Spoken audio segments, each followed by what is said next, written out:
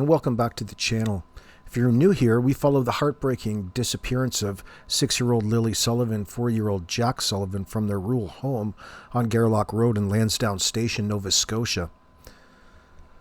On May 2nd, 2025, their family called 911 saying the kids had simply wandered off the property sometime that morning. What followed was one of the largest searches in Nova Scotia history. Ground teams, air support, cadaver dogs, the works. But for 1 year now, the children remain missing. No bodies, no arrests, just questions, endless questions. Today we're diving deep into something that dropped like a bomb in the true crime community. An unfiltered, the members-only video or phone call where Janie Mackenzie, Daniel Martell's mother, the kid's step-grandmother we'll refer to her as, who lived right there on the property in her trailer, called into Mike Demand's live stream with Anita. This isn't some polished CBC interview. This is raw. Janie raging, defending, deflecting, and leaking information in real time for over, 3 hours thereabouts. We're focusing on the first hour, plus, a little bit that's been transcribed and analyzed in detail. Friends, the deception indicators here are off the charts. But before we get into the call itself, let's set the stage with the latest from the RCMP, because what Janie says here matters even more in light of their 1-year update. On April 30th, 2026, right on the eve of the anniversary, the Nova Scotia RCMP issued a major public statement. They confirmed they have obtained and executed full judicial authorizations to search the materials and digital devices of those closest to the children. The inner circle. That means phone records, browsing history, app data, banking records, messaging apps, location data, historical data, the entire digital footprint of the inner circle. Daniel, Malaya, Janie, and everyone connected. Over 1,100 tips reviewed, 106 formal interviews, polygraphs administered, thousands of video files scrutinized. They're not done. They're digging deeper than ever into the exact timeline the family has been so cagey about. This announcement isn't just procedural. It's a clear signal. The RCMP believe the answers are in the data. The devices don't lie. The phones remember what time people went to bed, Janie. They remember what movies were watched. They remember every search, every text, every deleted message. In Janie's own words in this call, they could be devastating when cross-referenced with that forensic evidence. Let's get into the call. Jamie dials in, already fired up. She's responding to a year's worth of public scrutiny, but the moment Anita and Mike start asking her neutral, timeline-focused questions, she explodes. Now, we did a breakdown earlier. Please go and check out our live where we went through it. We broke it down and talked about the deception using the FBI techniques, the evasiveness, defensiveness, repetition, the qualifiers, unnecessary details, blame shifting, logical implausibility, and linguistic slips. And Janie hit almost every marker. Right from the jump, Janie insists the kids were alive Friday morning. She repeats it like a mantra. They were alive because I heard them Friday morning when they left the property. After that, I don't know what happened to them. She heard them, not saw them. Auditory evidence only, no visual confirmation. She was in her trailer. They left, end of story. But here's something critical that stands out in the transcript and in her earlier statements to the responding officers. Janie never once mentions the snacks. You can take a look on your screen right now. I've got a little mark beside it. She told the responding officers that she spent all kinds of time outside with Jack and Lilly that day and was giving them snacks. They were last seen on camera at 2 p.m. in New Glasgow. Home around 3:37 p.m. Inconsistent, Janie. Back on May 2nd, 2025, when officers first arrived, Janie told them she had given Jack and Lily snacks throughout the day. This is while they were outside playing. It was part of her initial account, a detail meant to paint a picture of normal caregiving, of the kids being active and fed right up until they supposedly wandered off. Snacks. Simple, everyday interaction, something a loving grandparent would remember and volunteer. Yet, in this entire call with Mike and Anita, hours of Janie talking, correcting the record, defending her actions, going over Thursday evening and Friday morning in exhaustive detail, the snacks are completely absent, not a single word. Mike asked you about your interactions with Jack and Lily. You could barely remember them searching for worms and centipedes like you mentioned earlier, Janie.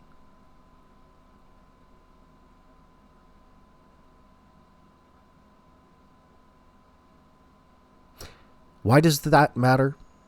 In statement analysis, omissions like this one are huge. When someone changes or drops a specific detail from their original story under scrutiny, it can signal the narrative is being managed. The snacks placed her actively involved with the kids during the day. Now, crickets. It's as if that part of the day has been memory hold. Combined with her later claims that she only saw the kids from a distance while raking, creates a glaring inconsistency. Did the snacks happen? Were they exaggerated initially? Or is she now distancing herself from any close interaction that could be forensically contradicted? The RCMP's digital search will tell us. Did her phone show any snack-related searches? Photos or messages that day, we'll see. The point here is, here's a major hole. And listen, you stated to the police you gave Jack and Lily snacks. You won't even say what snacks. You won't even ever talk about it again. It's the only time you've ever mentioned it was to the police in the moment. Why is that? Let's break down the big red flags one by one straight from, the first close to an hour of their interview. First, the Thursday evening timeline. Anita asked a simple question. Around what time did you rake? Janie launches into a defensive overdrive. Now remember, she was out there raking because she was waiting for Daniel to get back from finding her drill to help her put up the board on the fence. She never talks too much into detail about that. We have to remind her about it all the time.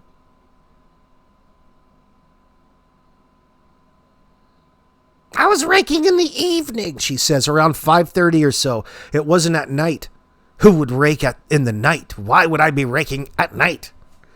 She volunteers that she was planning to put up a pool for those kids, Jack Lilly and the other two grandchildren. Just because I was raking doesn't mean I was putting it up that day. I can rake my yard whenever I feel like it, she says, unprompted.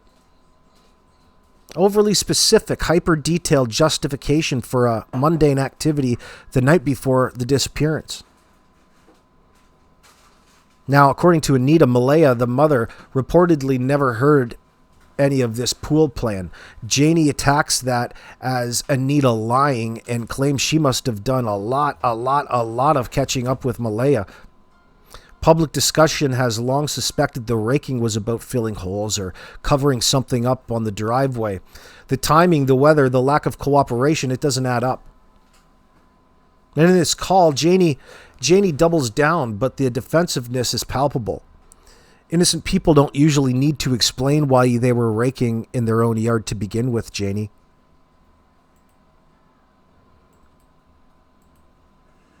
Then comes the bedtime question. The single most critical part of the timeline, Thursday night into Friday morning, the night before the kids vanished. Anita asked her what time she went to sleep. Janie's response? Rage. I don't know what time I went to sleep. I don't check my clock. Are you that stunned? Christ, why would I remember what time I went to bed like Thursday night? She pivots. She can go to bed any time. Might be 2, 3, or 4 a.m. Watching Facebook or a movie. The phone screen has the time flashing constantly, but somehow She has zero recall on the most important night of the case. This is textbook evasion. In missing child cases, even people with a terrible memory show heightened recall around the last night before the event. Janie refuses to lock herself into a verifiable timeline. She attacks the questioner instead. The host, we'll say the questioner being Anita in that sense.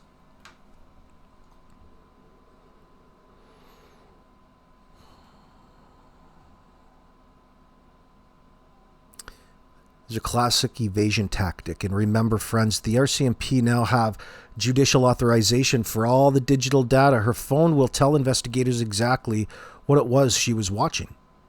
When the screen turned off, when it was moving left, right, up, down, when she was active on it. Her refusal to answer here is going to look very different when the forensics come back. Now the slips.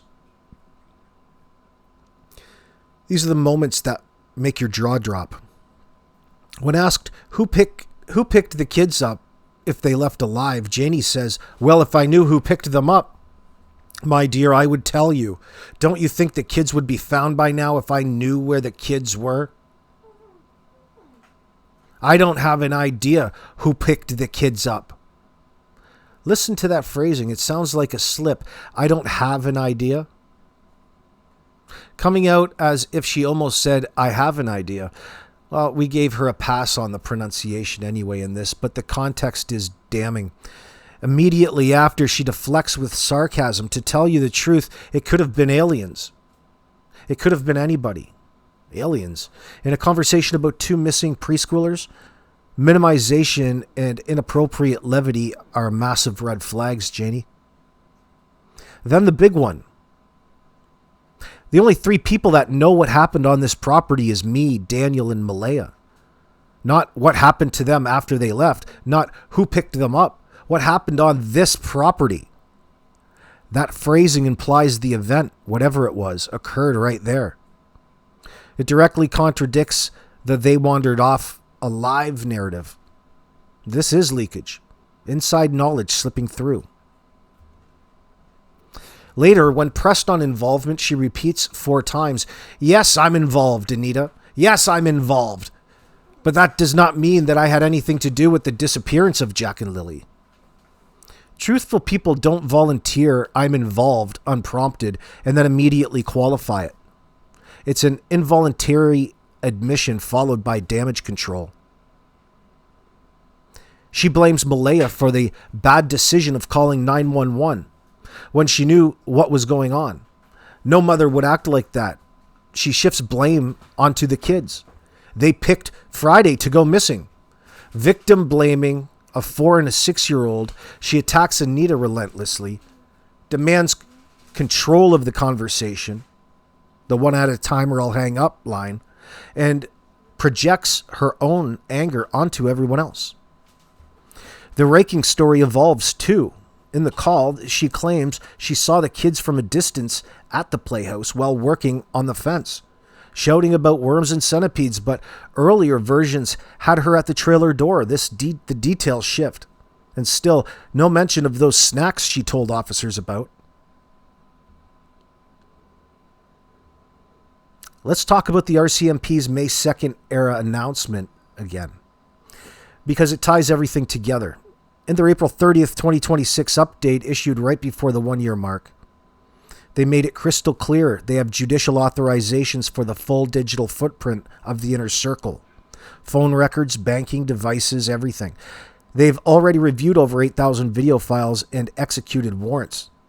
This isn't speculation anymore. The data exists. Janie's phone, the one she supposedly watching movies on Thursday night without checking the time, will reveal the exact timeline. Her searches, her messages, her location pings, Daniel's, Malaya's, the inner circle's communications. Janie's call was around the same period those authorizations were likely being acted upon.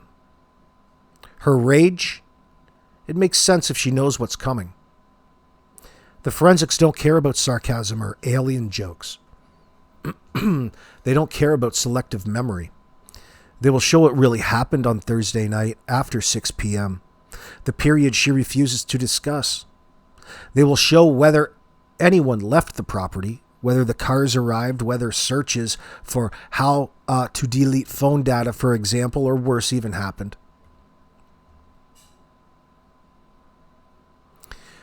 This call is a gift to investigators in a way. Janie is on record, live, under pressure, leaking those tells. When the RCMP sits her down again, and they will, they'll have this transcript, her earlier statements, and the digital evidence. The contradictions will be impossible to explain away. Think about the snacks omission again. In the chaos of May 2nd, 2025, Jamie volunteered that she gave this kid snacks. What, during the day?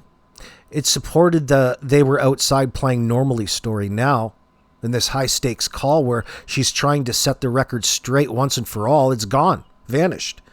Just like the kids. That's not normal. That's narrative management. And with digital forensics, investigators can check any snack purchases, photos, or related activity line up with her original claims. Anita pushes back professionally. Mike mediates. But Janie's tone, the yelling, the personal attacks, the threats to hang up, it's not the behavior of someone with nothing to hide. Innocent grandparents in missing children cases cooperate. They plead for information. They don't rage about pool plans and alien abductions. But by the end of the first segment, the first hour, we've seen evasion on the timeline, unnecessary details about Raking, repetition of the alive when they left claim, linguistic slips about what happened on this property, blame shifting onto Malaya and even the children themselves, and that glaring omission of the snacks. The cumulative weight is overwhelming. Statement analysis isn't magic, it's pattern recognition. And the patterns here scream withholding at minimum.